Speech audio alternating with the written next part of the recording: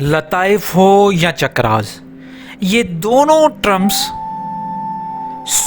रूहानियत, spirituality में इस्तेमाल होते हैं। अब जब हम लताइफ की बात करते हैं तो जो मुस्लिम तसौफ या सूफ़ी हैं उन्होंने जो वर्ड इस्तेमाल किया है वो किया है लताइफ, और जो हिंदुइज़्म में स्पिरिचुअलिटी है वहाँ पे लफ्ज़ चक्रास इस्तेमाल किया गया है। दोनों चीज़ें बिल्कुल आपस में मिलती जुलती हैं। मैं यहाँ पे फ़र्क तो है ही नहीं दोनों में, लेकिन जो बातें मरवज या आम माशरे में घूम रही हैं हम उस पर डिस्कस करेंगे ताकि लताइफ भी आपको समझ में आ जाए और चक्रास भी आपको समझ में आ जाए। तो पहले हम बात करते हैं लताइफ की। देखिए जनाब, लताइफ सिता भी कहते हैं, वो इसलिए 6 लताइफ, लेकिन जो इस्लामिक मिस्टिसिज्म है, तसौफ है या रूहानियत जो इस्लाम में सूफियों ने बनाई हुई है, उसमें ये बताया गया है कि ये जो लताइफ है ये असल में रूहानी ऑर्गन्स है, स्पिरिचुअल ऑर्गन्स।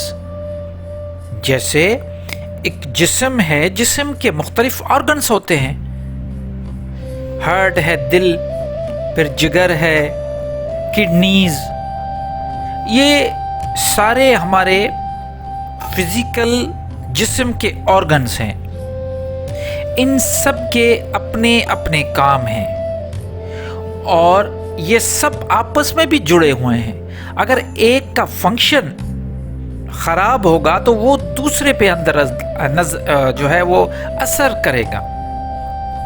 तो अगर मिसाल के तौर पे दिल में मसला है तो उसका असर किडनीज़ में भी होगा, किडनीज़ में मसला है तो उसका असर, मतलब ये इंटर रिलेटेड हैं सब सारे। ये सब में से कोई एक भी डिस्टर्ब हो जाएगा तो इंसान के जिस्म का जो फंक्शन है, निज़ाम है, उसमें वो बैलेंस से हट जाएगा।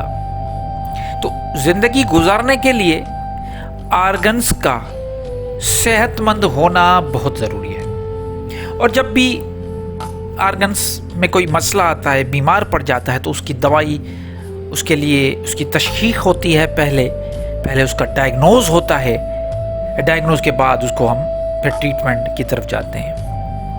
रूहानियत में, तसौफ में जो लताइफ हैं उनका भी माजरा ऐसे ही है क्योंकि वो रूहानी ऑर्गन्स हैं। पहले मैं इनकी तादाद पे बात करूं। तादाद ऐसा है कि रूहानियत में जो मुख्तलिफ सलासल हैं वो जैसे कादरिया है, चिश्तिया, सरवर्दी, नक्शबंदी, इन चारों सलासिल में, ये बड़े सलासिल हैं, इनमें अपने अपने जो उनके बड़े बुजुर्ग हैं या उनके जो बानी हैं, फिर वहाँ से जो ये शाखें बनी हैं, उनको इनके जो फॉलोवर्स हैं उन्होंने एक अपनी तादाद, अपने कलर्स, उन सबको थोड़ा थोड़ा चेंज किया हुआ है। ज़्यादा नहीं है, थोड़ा थोड़ा चेंज है। तो कोई 6 बताते हैं तो कोई 7, तो कहीं पे 11 लताइफ भी बताए गए हैं। चलें जी, ये तो तादाद का मामला हुआ। अब इनकी बात करते हैं कलर्स पे। इनके अपने अपने कलर्स हैं।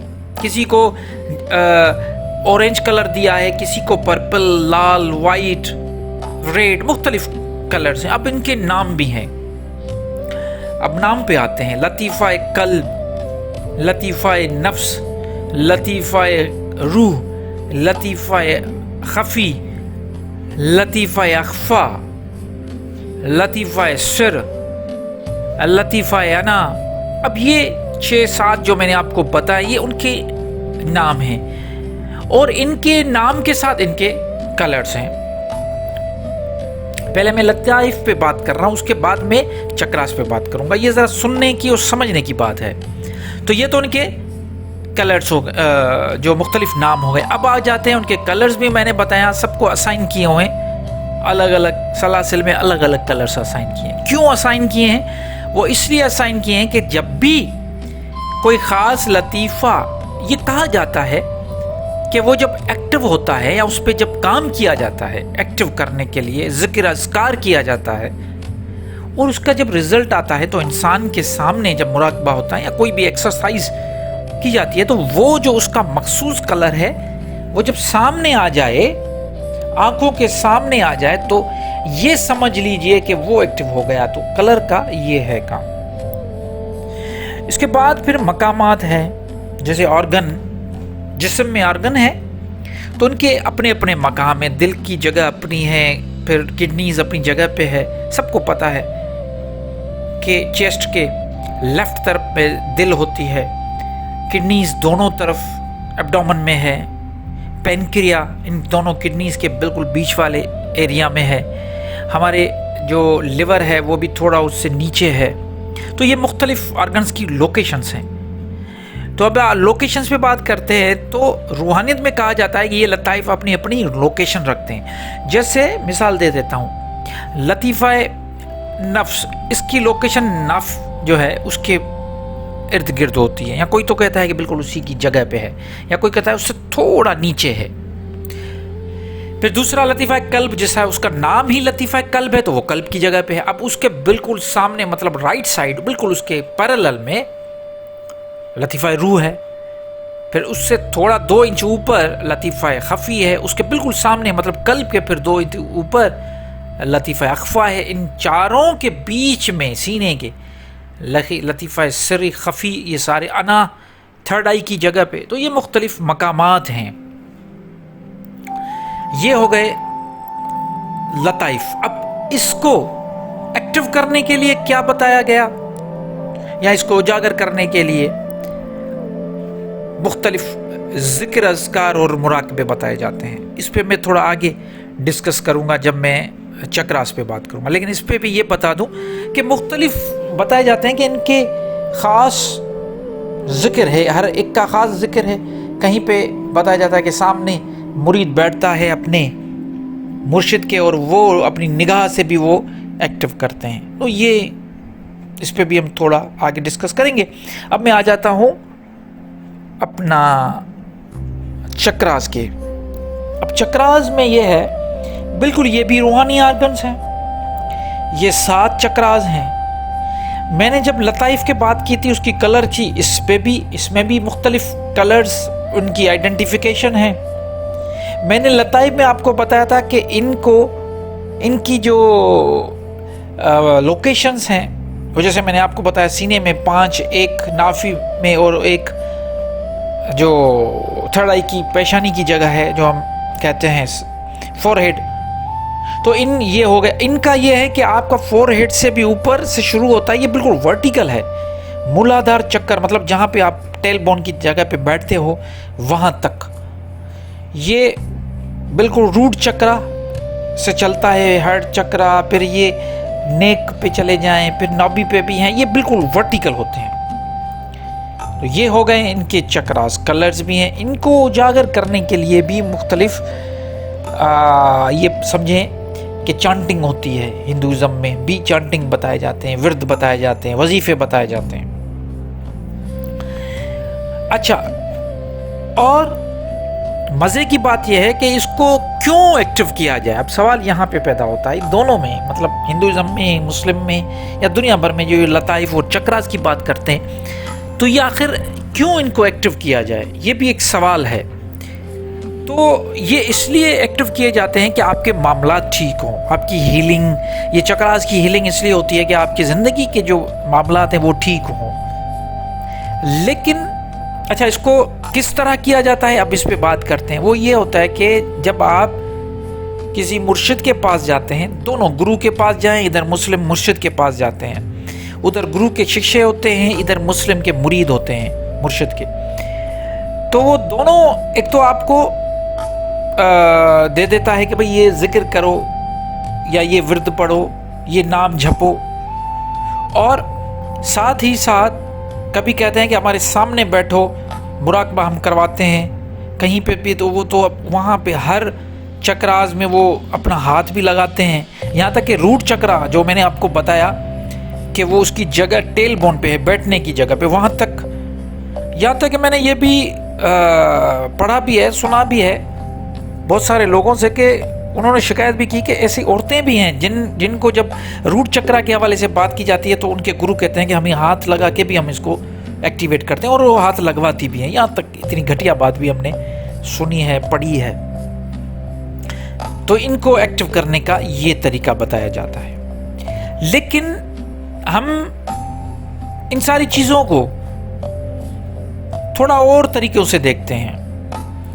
वो और तरीका ये है कि हम कहते हैं कि भाई जिक्र अज़कार अपनी जगह, लेकिन सबसे बेहतरीन तरीका इनको हील करने का ये होता है कि अगर आप में कोई रूहानी बीमारी है, अगर आप में कोई भी रूहानी बीमारी है, जैसे झूठ बोलना, गुस्सा करना, जलन होना, लालच करना, ये सारी रूहानी बीमारियां हैं, डिजीज, स्पिरिचुअल डिजीजेस हैं।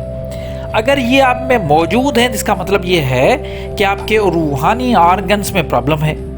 ये तो बात क्लियर है, ये तो सब मानते हैं। तो हम ये कहते हैं कि भाई आप वो सही करो, ऑटोमेटिक आप बैलेंस हो जाओगे।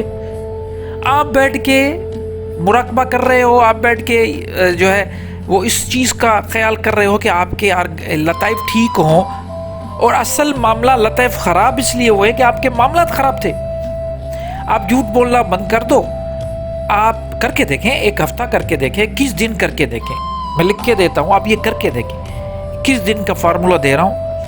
आप ये जो 4 चीज़ें, झूठ बोलना, गुस्सा करना, जलन आना, किसी से जेलसी और लालच, ये 4 चीज़ें आप छोड़ें। 21 दिन आप ये प्रैक्टिस करें, आपके लताइफ और चक्रास खुद ब खुद बैलेंस हो जाएंगे। किसी मुर्शिद की ज़रूरत नहीं, किसी जिक्र अज़कार की ज़रूरत नहीं। सिर्फ 4 चीज़ें करें 21 दिन के लिए।